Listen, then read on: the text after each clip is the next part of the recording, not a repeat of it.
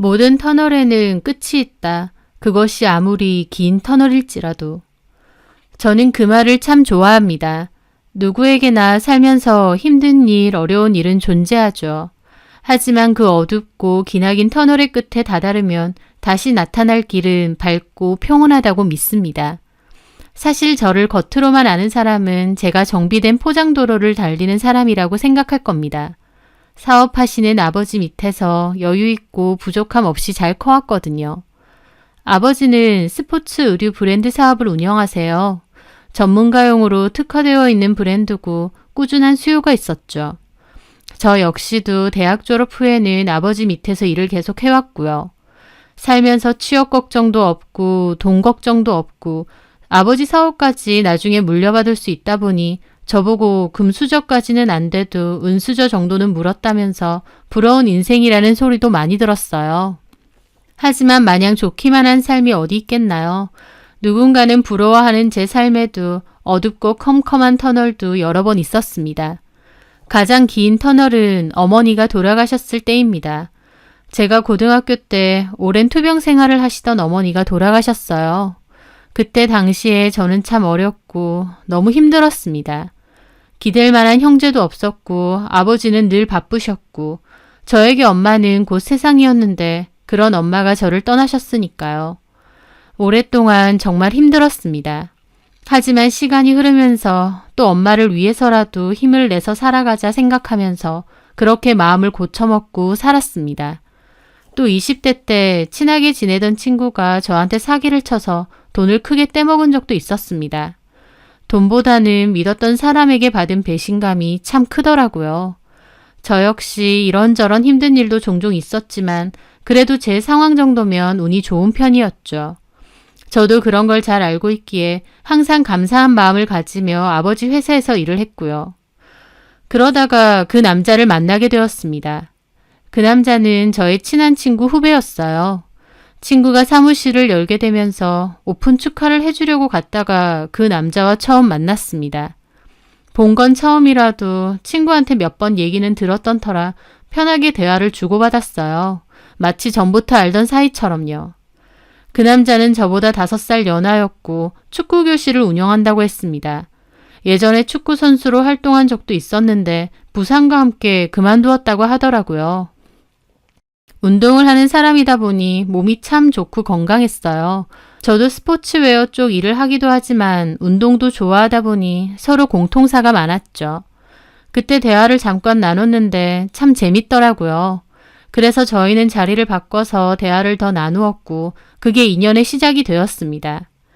그 남자는 저보다 연하였지만 성격도 의젓하고 배려심 많고 또 유머러스하기도 해서 같이 있다 보면 참 재미있었어요. 운동을 좋아하다 보니 헬스장에 가거나 조깅, 등산을 하는 데이트도 많이 했죠. 그런 부분 역시 참 잘 맞는다고 생각했습니다. 그렇게 좋은 마음으로 만나오다가 자연스럽게 결혼 이야기도 오가게 되었어요. 남자친구는 저와는 반대로 아버지가 안 계시고 어머니만 계셨어요. 누나도 한 분 있었고요. 홀어머니라서 좀 걱정도 했는데 제 걱정이 무색할 만큼 어머님은 저를 좋아하고 예뻐해 주셨습니다. 어머님은 저에게 딸 하나가 더 생겼다고 생각하겠다만 하셨는데 저는 그 말이 참 좋더라고요. 고등학교 때 엄마가 돌아가시고 엄마와의 추억을 많이 못 만든 게 참 한스러울 때가 많았어요. 그런데 어머님은 저를 예뻐해 주시고 아껴주시니까 마치 엄마가 다시 돌아온 것 같아서 저도 더 행복하고 감사했던 것 같습니다. 저희 아빠도 제 남자친구가 싹싹하고 성격이 좋은 것 같다면서 네가 좋으면 아빠도 좋다고 하시면서 결혼을 허락하셨죠. 그렇게 저와 남친은 양가의 축복을 받으면서 행복한 결혼식을 올리게 되었습니다. 하지만 그때까지만 해도 몰랐죠. 그 남자와의 결혼이 저의 또 다른 터널이 될 줄은요. 남친은 예전에 운동을 했던 시절 돈이 많이 들어서 집에 빚이 좀 있다고 했어요. 그래서 그 후 돈 버는 건 다 빚 갚는 데 써서 결혼을 위해 쓸 수 있는 돈이 별로 없다고 했죠. 그건 상관없었습니다. 제가 이미 살고 있는 집이 있었고 살림살이도 준비가 다 되어 있는 상황이니까 굳이 결혼한다고 해서 돈이 더 필요한 상황은 아니었어요. 신혼집은 저희 집으로 시작하기로 하고 그 외에 결혼에 필요한 것도 제가 많이 냈죠. 서로 많이 사랑하니까 돈은 크게 중요한 게 아니라고 생각했습니다. 어머님도 그 사실을 아시고는 저에게 엄청 고마워하셨어요. 우리 정우가 진짜 장가 잘 가는 것 같다고 하시면서요. 결혼하고 나서도 어머님은 저에게 여전히 잘해주셨어요. 저나 남편이나 바깥일 하느라 바쁘다 보니 집안일에는 소홀할 수밖에 없었어요.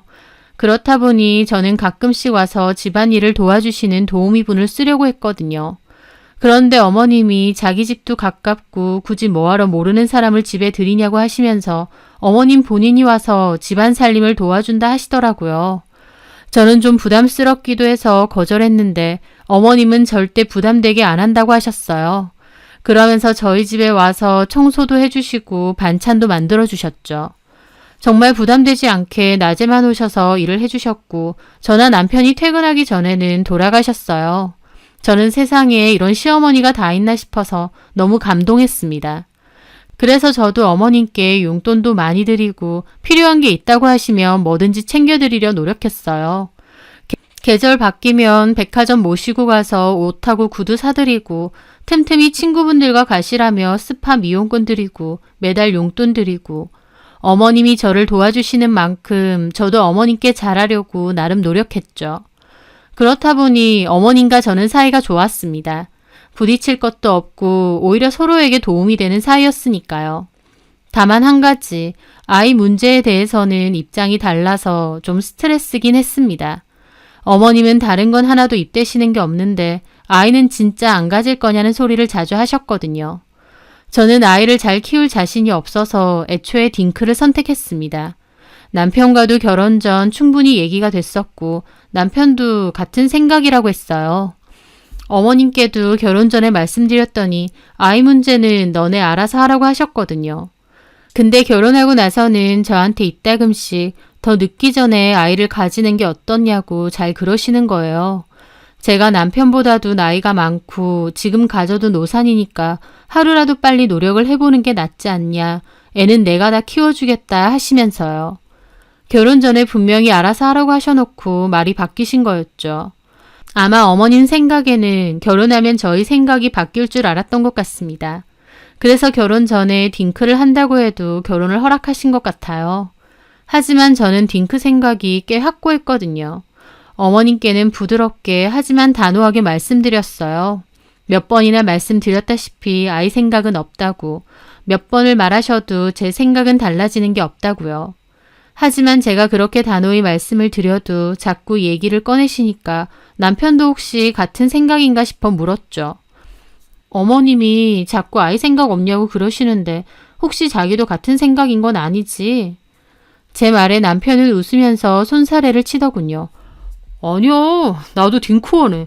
그냥 우리끼리 재밌게 살면 되지 뭐. 애 있으면 힘들어. 걱정거리도 많고. 그치, 자기도 그런 생각이지? 그럼 엄마가 그렇게 하시는 건 그냥 엄마 생각이셔. 엄마 입장에선 손주 보고 싶으셔서 그러는 거니까 자기가 이해해줘. 알았어. 남편도 여전히 같은 생각인 것 같아서 그나마 안심이었어요. 어머님이 자꾸 아기 타령을 하시는 게 힘들 때도 있었지만 그래도 이해했습니다. 어머님 입장에선 당연히 손주를 보고 싶으실 테니까요. 그래서 어머님이 아기 얘기하실 때마다 저도 최대한 심기를 거슬리지 않게 좋게 말씀드렸고요. 그렇게 결혼 생활은 시간이 흘렀습니다. 결혼 생활 자체에는 문제가 없었는데 문제는 아버지의 사업체였어요. 저희 아빠께서 저 결혼할 때쯤 화장품이나 헬스케어 건강식품 쪽 사업으로도 확장을 원하셨어요. 저는 지금 하는 사업에만 신경 쓰자고 했지만 아버지는 좀 더 큰 포부가 있으셨고 좀 무리해서 영역을 확장시켰습니다. 하지만 아버지의 기대와 달리 사업은 좋은 반응을 얻지 못했고 갈수록 어려워졌습니다. 제가 결혼하고 3년 정도 지났을 무렵부터 영업이익에서는 적자가 계속되었어요. 그래도 꾸역꾸역 버티셨지만 제 결혼이 5년 차에 접어들었을 무렵 회사 상황은 몹시 악화가 되었습니다. 그나마 버티던 기존 사업의 존폐 문제까지도 거론이 될 정도였죠. 아버지는 뒤늦게 건강식품 관련 사업은 중단하셨지만 이미 회사 상황은 몹시 안 좋았습니다.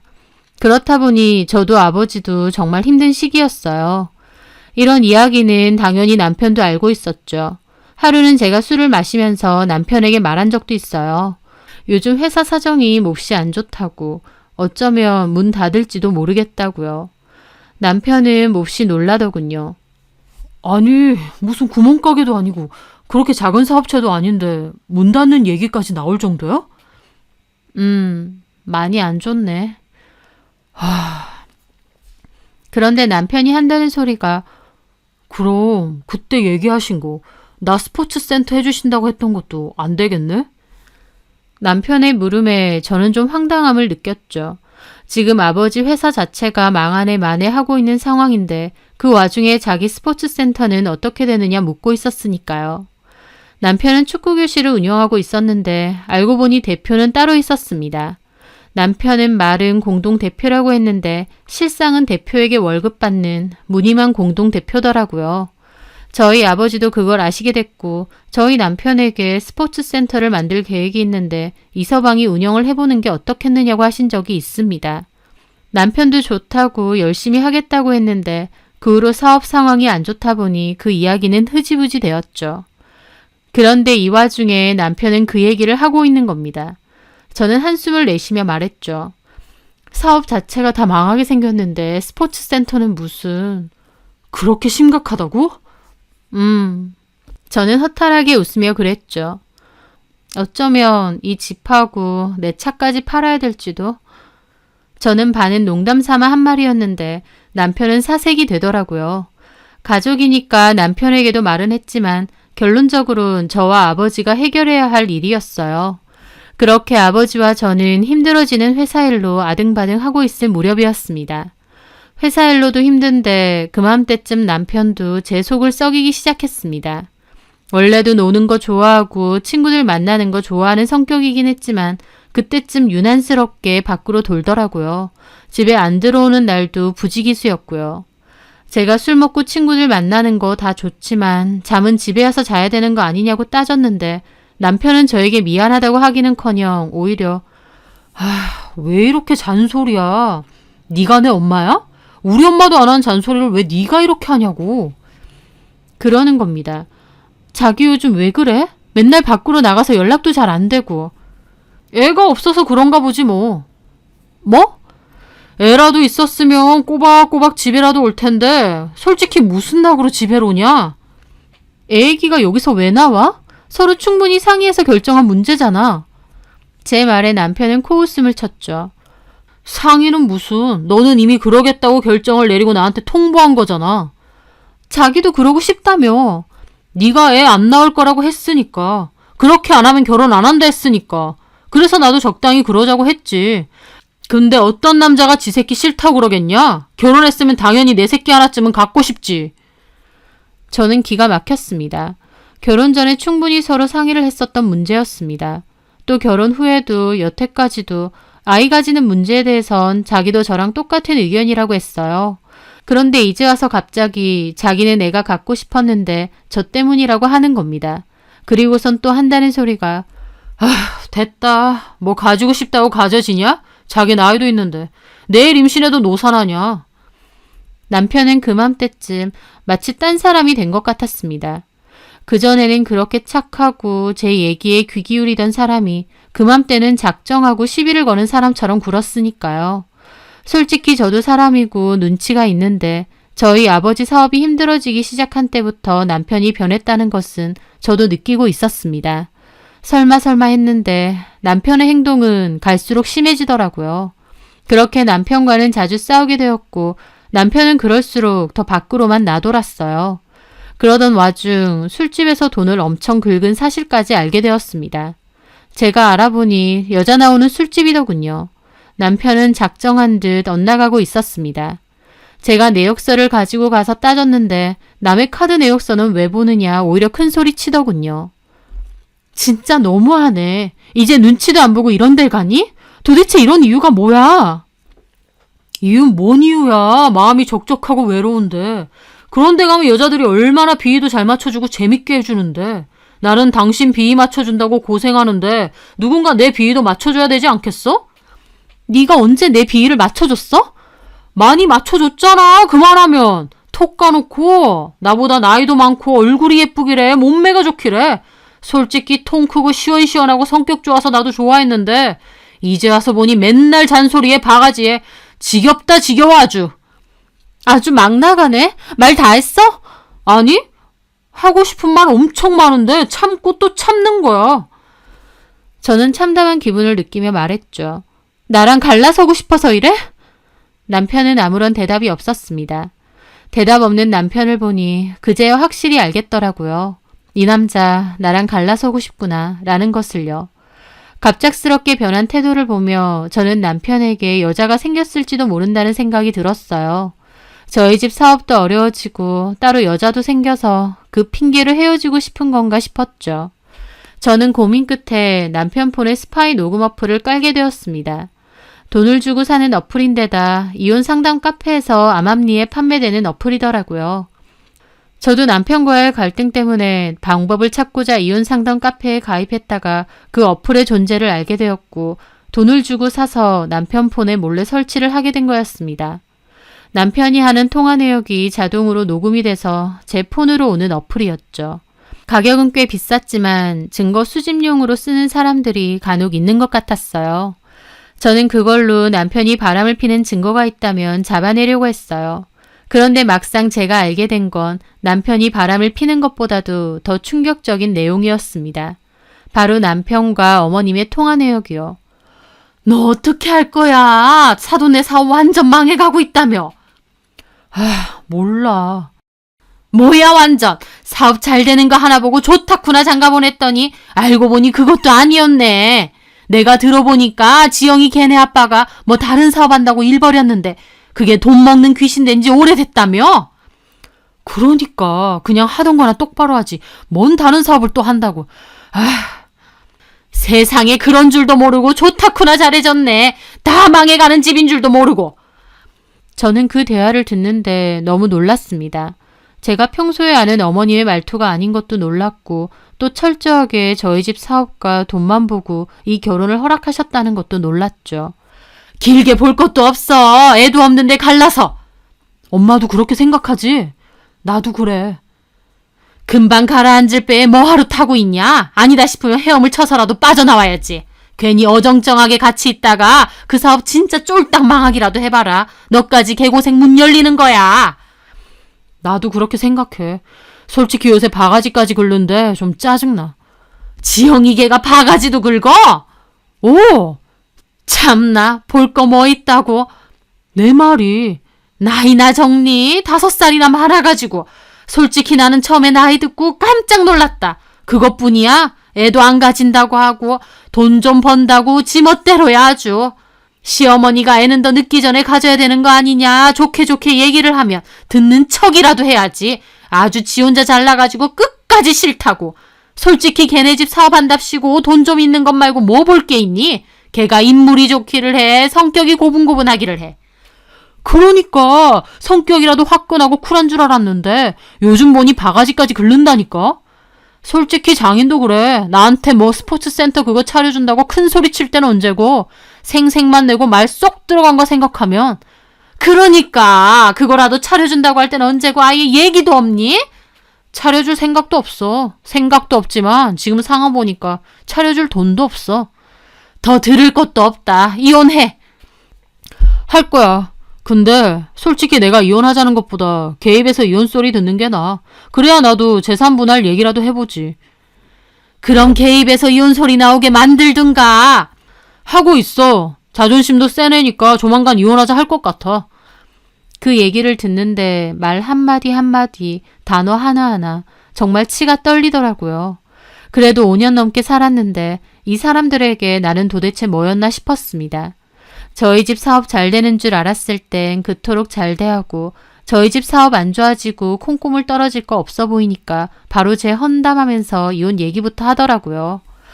이게 이 사람들의 진짜 모습이구나. 내가 봐왔던 건 완전 만들어진 가면이구나 싶었습니다.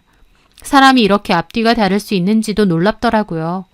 저희 어머님, 저를 딸처럼 생각하시겠다며 그토록 잘해주시더니 속에서는 이런 생각을 하고 계셨던 거잖아요.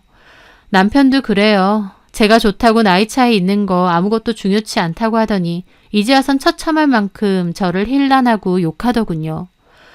저는 정말 말할 수 없는 참담한 기분에 몇 시간이나 멍하게 앉아 있었습니다. 내 편이고 가족이라 믿었던 사람들이 사실은 내 배경과 돈만 보고 있었고 돈이 없어지면 언제든지 손절할 준비를 하고 있었다는데 말로 표현할 수 없는 복잡하고도 씁쓸하고 괴로운 감정이 들었습니다. 몇 시간의 지독한 고민을 끝내고 저는 이혼하자는 결론을 내렸어요. 이런 통화까지 다 들었고 그 사람들의 진심까지 낱낱이 다 봤는데 꾸역꾸역 계속 산다는 건 의미가 없었으니까요. 저는 이틀 뒤 남편에게 긴히 할 말이 있으니 밤에 얘기 좀 하자고 했습니다. 남편은 뭔 일이냐고 자기 약속 있었는데 취소하고 왔다고 궁시렁거리더군요. 저는 이혼 서류를 꺼냈습니다. 이혼 서류를 보는 남편의 눈은 좀 놀랍기도 하면서 반가워 보이기도 하더라고요. 그걸 느낀 저는 더 씁쓸했고요. 뭐야 이게 갑자기? 네가 원하는 거. 뭔 소리야? 내가 이걸 언제 원했어? 마지막인데 그냥 솔직해지자. 너 이혼 원했잖아. 그래, 이혼해 줄게. 구태여 내 입에서 이혼하자는 소리 나올 정도로 나 안 괴롭혀도 돼. 지금도 충분하니까. 제 말에 남편은 당황한 듯 하더라고요. 뭔 뚱딴지 같은 소리야? 저는 남편과 어머님의 대화가 담긴 녹음 파일을 들려줬습니다. 남편은 눈이 휘둥그레지더라고요. 이걸 어떻게 녹음했어? 녹음 어플로. 원격으로 되는 게 있어. 그걸 내 폰에 몰래 깔았다고? 너 미쳤냐? 이거 불법이야! 그래, 불법 맞아. 맞는데 지금 이 대화 내용을 듣고도 그깟 어플 깐 걸로 큰 소리 낼 입장이야? 제 말에 남편은 잠시 주춤하더라고요. 엄마랑 뭔 소리 못하겠냐? 그냥 속상하니까 아무 소리나 막 하는 거지. 내가 다 들었어. 시덥잖은 변명하지 마. 이혼하고 싶다며. 가라앉는 배에서는 헤엄을 쳐서라도 나와야 된다며. 그 말은 됐어. 길게 말하고 싶지 않아. 너랑 너네 엄마가 원하는 대로 이혼해줄게. 나도 이런 소리까지 들은 이상 너랑 못 살아. 너네 엄마 말 맞다나 우리가 애가 있는 것도 아니고 뭐가 힘들겠어. 이 집 내 거고 딱히 나누고 말고 할 것도 없잖아. 그냥 협의혼으로 이혼하고 깨끗이 갈라서자. 남편은 그 와중에 뭔가 계산이라도 하는 양 누나를 굴리더라고요. 저는 그 모습을 보는데 진짜 치 떨리게 징그럽더라고요. 뭐 하는데? 지금 뭐 받아낼 거 있나 머리 굴려? 너는 무슨 말을 그따위로 해? 원하는 대로 해준다니까? 여기 사인이나 해. 너는 이혼이 뭐 그렇게 쉽냐? 해달라며. 이제 와서 왜 그러는데? 짱구 돌리지 마. 톡 까놓고 불법이든 뭐든 나 이거 까고 너 유책으로 소송 걸 수도 있어. 근데 그렇게까지 하고 싶지도 않아. 너랑 이런 문제로 길게 다투고 싶을 만큼의 에너지도 없어. 그러니까 깨끗이 이혼하자고. 남편도 아무 말이 없었습니다. 그리고는 도장 들고 와서 찍더라고요. 그래, 좋아. 이혼하자. 서로 이렇게 된 마당에 같이 사는 거 의미 없잖아. 그래, 내가 접수할게. 저는 힘없이 이혼 서류를 들고 일어났습니다. 그런데 남편은 제 뒤통수에 대고 그까지 통화 내용 듣고 배신당했다 어쩌다 생각하지 마. 솔직히 엄마도 속상하니까 그렇게 말하실 수 있어. 끝까지 저러더군요. 최소한 사람이면 미안하다 한마디는 할 줄 알았는데요. 저도 돌아서서 말했죠. 뭐가 속상하신데? 스포츠센터 해준다고 해놓고 안 해준 거? 해주신다고 했는데 안 해주셨으면 그럴 수도 있지. 너 우리 아빠한테 맡겨놨니? 너네 엄마도 우리 아빠한테 뭐 맡겨놨어?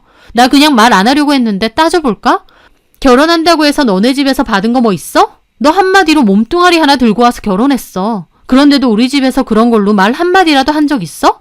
결혼 생활 내내 우리 각자 돈으로 각자 생활했지. 엄밀히 말하면 생활비는 내가 더 냈고 이 결혼에서 네가 손해볼 거 뭐가 있었는데. 오히려 아빠는 빌빌대는 너 위해서 센터 자리라도 알아봐 줄까 하셨던 거야. 그냥 순수하게 너를 위해서. 네가 뭐 대단하고 잘나서 그런 거 해주시겠다 한 줄 아니? 근데 우리 아빠 딴에는 호의로 얘기하셨던 걸 당연히 받아야 될 것처럼 그렇게 생각한다? 너나 니네 엄마나? 그리고 니네 엄마도 그래. 뭐 딸처럼 생각해? 니네 엄마는 딸을 이렇게 취급하니? 너 그렇게 말하면 안 되지. 우리 엄마 그래서 집안일도 도와주고. 집안일 꽁으로 도와주셨어? 그거 돈 다 드렸어. 그냥 동이 써도 되는 거 훨씬 많이 드렸다고. 그리고 그것만 드렸니? 옷 사드려, 가방 사드려, 여행 보내드려, 따로 용돈 드려. 나 진짜 너네 엄마한테 할 만큼 했다. 진짜 딸인 너네 누나보다 더. 근데 앞에서는 잘만 받아놓고 뒤에서는 내 욕하고 우리 집 망해간다고 당장 이혼하라고 하고 너나 너네 엄마 진짜 소름 끼쳐. 알아? 말 적당히 해. 나도 참는데 한계가 있어. 참는 게 아니라 할 말이 없겠지. 내가 틀린 말 한 게 없으니까. 적당히 하라고! 그래, 그만하자. 이미 끝난 마당에 너랑 입씨름 하는 것도 입 아파. 최대한 빨리 끝내자. 이 집에서 네 짐 챙겨서 나가주고. 저는 그렇게 말하고 방을 나섰습니다. 그래도 5년 동안 부부로 살아왔는데 그 끝이 참 허무하고 서글프더라고요. 나를 가족으로 생각은 했는지 아내로서 나를 사랑한 적은 있는지 싶기도 했지만 또 한편으론 이미 끝났는데 그게 뭐가 중요한가 싶어서 생각을 접기로 했습니다. 그렇게 저희는 빠르게 이혼을 했어요. 애초에 협의할 것도 없는 상황인데다 둘 다 빠른 이혼을 원했다 보니 조정기간 끝나고 바로 끝이 났죠. 회사 일은 여전히 안 좋고 저는 이혼을 하고 아버지도 힘들어하시고 그때 저도 사는 게 참 막막하고 힘들었습니다. 끝이 보이지 않는 터널 속에 갇혀 있는 것 같았죠. 사람에게 배신당하고 회사는 좋아질 기미가 없고 속상한 마음에 별로 좋아하지 않던 술을 마시고 잠들 때도 많았습니다. 하지만 그럼에도 생각했어요. 모든 터널의 끝은 있다고요. 힘들지만 그래도 열심히 살아보자고요. 힘든 상황에서도 언젠간 잘 될 거라는 어떤 믿음이 있었던 것 같아요. 그런데 그때쯤 정말 제 믿음에 대한 보답처럼 기적 같은 기회가 찾아왔습니다. 헬스클럽 체인을 운영하는 회사에서 망해가던 저희 회사에 M&A를 제안한 거였죠. 그 헬스 체인은 유명 인사들 다이어트 성공으로도 유명한 곳이었고 전국적으로 체인을 보유하고 있었어요. 헬스 체인에서 미용 및 스포츠웨어 분야로도 영역을 활발히 넓히고 있는 중이었고 계속 눈여겨보던 저희 회사에 합병 제안을 한 것이었죠. 다행히 좋은 조건으로 이야기가 잘 오가게 됐고 저희 아빠 회사의 지분 60%를 그 회사에서 인수하게 되었습니다. 저희 아빠와 제 자리는 유지하는 조건으로요. 그러면서 우리 회사 기술력과 기존 고객을 유지하되 그 회사에서 가지고 있는 영업력과 확장력을 이용해 적극적인 마케팅을 펼쳤죠. 전반적인 경영의 변화가 있었지만 다행히 변화의 결실이 있었는지 회사 상황은 크게 호전이 되었습니다. 한마디로 말해 기사회생으로 저희 회사가 살아나게 된 것이었죠. 저희 회사도 다시 활발하게 사업 운영이 되었고 아빠나 저도 원래 있던 직원분들도 다시 바쁜 나날들을 보내게 되었습니다. 다시 찾아온 기회인 만큼 더 열심히 일했던 것 같습니다. 그렇게 매일매일 바쁘게 2년 정도의 시간이 지났을 때였어요. 저는 팀원 2명과 외근을 갔다가 자주 가던 카페에 들려 커피를 사게 되었습니다. 팀 사람들 것까지 좀 넉넉하게 커피 주문을 해서 기다리고 있는데 그곳에서 하필 전 남편을 마주하게 된 것이었어요. 사실 그 카페는 전 남편의 단골이기도 해서 전 남편도 자주 가던 곳이었거든요. 그래도 그 전까지 마주치는 일이 없었는데 그날은 딱 마주친 겁니다. 서로를 알아봤고 저는 몹시 떨떠름했습니다. 그냥 모른 척 하고 싶은데 전 남편은 저를 훑어보면서 다가오더라고요. 오랜만이네? 저는 속으로 왜 아는 척 하나 생각하며 그냥 대충 인사했습니다. 너 신수가 좋다. 여긴 커피 마시러? 그 사이에 저희 커피가 나왔고 팀원들이 커피를 챙겼어요. 많이 사네? 회사 들고 갈 거? 회사 어때? 그땐 많이 어려웠잖아. 저는 그냥 나가려다 그 말에 일부러 또박또박 대답해줬습니다. 못 들었나 보네. 뭘? 회사 안 망했어. 안 망한 게 아니라 실적 엄청 좋아. 예전보다도 더. 제 말에 전 남편도 몹시 당황하더라고요. 그래? 잘 됐네. 걱정했는데. 걱정했니? 그럼. 저는 코웃음이 나오는 걸 참고 말했습니다. 그럼 가볼게. 바빠서. 참. 그리고 앞으로는 우연히 봐도 그냥 아는 척 말자. 솔직히 우리가 그렇게 좋게 헤어진 것도 아니잖아. 저는 그렇게 말하고 그 카페를 빠져나왔습니다. 카페 앞에 대놓은 차에 팀원들과 올라타려는데 고개를 돌려보니 남편은 여전히 저를 보고 있더라고요. 제 차가 벤츠 SUV인데 그걸 가만히 보고 있는 것 같았죠. 참 끝까지. 저는 고개를 가로저으며 차에 올라타서 출발했죠. 그 후 전 남편을 소개시켜줬던 친구에게서 전화가 왔어요. 야, 나 얼마 전에 네 전 남편이랑 술 먹었잖아. 연락 와서 너에 대해서 꼬치꼬치 물어보는 거야. 그래서 내가 얘기해줬거든? 아, 그래? 너네 사업 다시 잘 되냐면서. 그래서 내가 그랬지. 걔네 회사 완전 기사회생해서 그전보다 더 잘 나간다고. 그렇느냐 하고 전화 끊었는데 그 후에 갑자기 찾아온 거야. 술 사달라고. 사주기 싫었는데 엄청 속상해하고 얼굴도 안 좋길래 근처에서 맥주 한 잔 사줬거든? 근데 술 대사 한다는 소리가 그때 분명히 너네 회사 망해가고 있었고 집까지 팔아야 된다 어쩐다 했는데 어떻게 그렇게 다시 잘 됐냐면서 이럴 줄 알았으면 그냥 가만히 있을 걸 그랬다는 거야. 그거 듣는데 얼마나 뻔뻔하던지. 아예 나를 대놓고 호구 취급이네. 그러니까 안 망할 줄 알았으면 이혼 안 했다 그거잖아. 내가 듣는데 진짜 가짜나서. 근데 그 인간이 뭐라고 하는지 궁금해서 더 들었거든. 그랬더니 지네 엄마랑 완전 대판 싸우고 왔댄다. 왜 잘 사는 사람 꼬드겨서 이혼하게 만드냐고. 그랬대? 걔네 엄마도 이혼하려고는 했는데 결론적으론 지가 하고 싶어 했어. 나도 너한테 들어서 알잖아. 근데 지네 엄마 탓하면서 지네 엄마 때문에 자기는 이혼남 되고 죽도 밥도 안 됐다고. 그냥 가만히 있었으면 사업 풀리고 나서 센터도 차려주고 했을 거 아니었냐면서. 지네 엄마한테 완전 핫풀이하고 왔나 보더라. 아휴, 못 나가지고. 그 얘기를 듣는데 끝까지 찌질하다 싶고 그때 헤어진 게 정말 잘한 일이구나 싶더라고요. 아니나 다를까 친구도 너 진짜 그런 애랑 헤어지길 잘했어. 나도 그냥 아는 후배로 지낼 때는 괜찮은 애 같았는데 너 이혼 얘기 듣고 또 지 입으로 그런 소리도 들으니까 애가 진짜 별로더라. 나도 적당히 거리 두다가 손절하려고. 그래, 그런 애 곁에 둬봤자야. 저는 전화를 끊고 코웃음이 절로 났습니다. 저희 집 망하는 줄 알고 뒤도 안 보고 이혼해달라 할 땐 언제고 안 망했다고 하니까 다시 저런 소리를 하고 다니더군요. 도대체 나를 뭘로 봤을까? 처음부터 나에 대해 진심을 있었을까 싶었습니다. 구질구질 후회하고 있다니까 꼬시기도 한데 또 한편으론 그런 인간이랑 5년을 살았던 세월이 아깝더라고요. 하지만 이제는 다 상관없습니다. 남남이고 다시는 내 인생에 들어올 사람들도 아니니까요. 그냥 많이 힘들었을 때 나를 더 힘들게 했던 인간들이고 그 일을 계기로 잘 정리했다 싶을 뿐이에요. 모든 터널의 끝은 출구이기도 하죠. 그 출구로 나가면 또 새로운 길이 시작되고요. 저는 터널 끝에 열린 그 새로운 길을 열심히 걸어가고 있습니다. 뒤돌아보지 않고 쓸데없는 데에 눈 돌리지 않고 제 앞길만 똑바로 보며 열심히 걸어가려 합니다. 그리고 사람 보는 눈도 좀 길러야겠다 싶어요. 어둡고 긴 터널에서 내 손을 잡아줄 수 있는 사람인지 아니면 지 혼자 살겠다고 내 손을 뿌리치고 도망가는 사람인지 말이죠. 언젠가 제 곁에 누군가가 또 나타난다면 다른 것보다 이 사람이 진실한 사람인지 아닌지를 가장 먼저 보려고 합니다. 사실은 그게 제일 어렵기도 하겠지만요. 제 사연을 들으시는 분들 중 어렵고 힘든 일이 있으시다면 언젠가 터널은 끝이 나니까 힘내시라고 말씀드리고 싶네요. 제 사연 들어주셔서 감사합니다.